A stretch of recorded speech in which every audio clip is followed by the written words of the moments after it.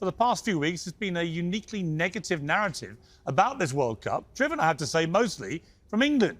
Yet here in Doha, reality feels very different. I've been here for a few days now and found a thriving, cosmopolitan sportsman city and a stunning vantage point for a tournament played out in magnificent purpose-built stadiums that are filling up more with every game.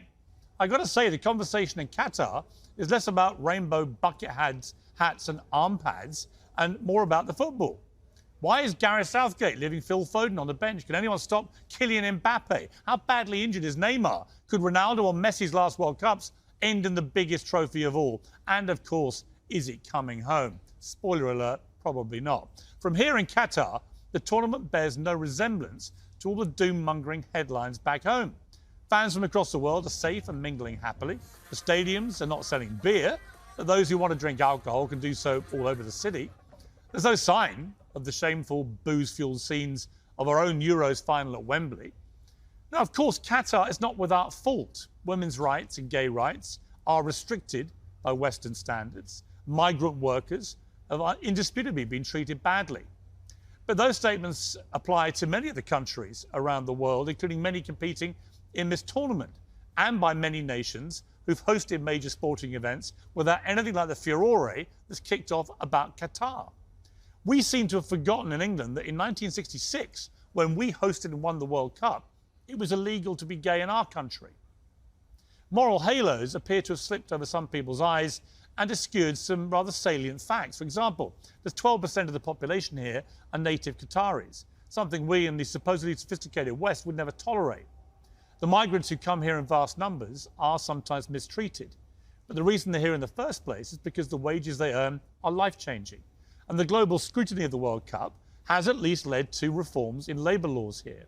That will be an important legacy, and one massively lacking after 2 Olympic Games in China and a World Cup in Russia. Qatar is also a significant investor in many aspects of UK life. For example, it gives us 25% of our gas, which is food for thought, isn't it, as our national grid considers winter blackouts. Would all the virtue signallers back home prefer we tell Qatar to stop sending its gas? This tournament's brought the football-mad Middle East together as well. 2 years ago, Qatar was under a blockade led by Saudi Arabia, Bahrain and the UAE. Now fans from most countries are pouring in to enjoy the football. Saudi's Crown Prince was at the opening ceremony. The Emir of Qatar even waved a Saudi flag during their stunning win over Messi's Argentina. There's no denying the Middle East has a long way to go on human rights and many social issues, but so, frankly, do a lot of European countries. There's also no denying that this region, the Middle East, has long deserved its World Cup. And there's no denying, and I can tell you, this is what most people here are thinking, that right now Qatar's putting on a pretty good show. And frankly, when it comes to morality, are we in England really in any position to lecture the Middle East about laws or values, given the way we illegally invaded Iraq 20 years ago, sparking 2 decades of ISIS terror, and at last year's Euros final, showed the world that we're a bunch of coke-snorting, booze-sodden, brawling, firework exploding from backside imbeciles? Methinks not.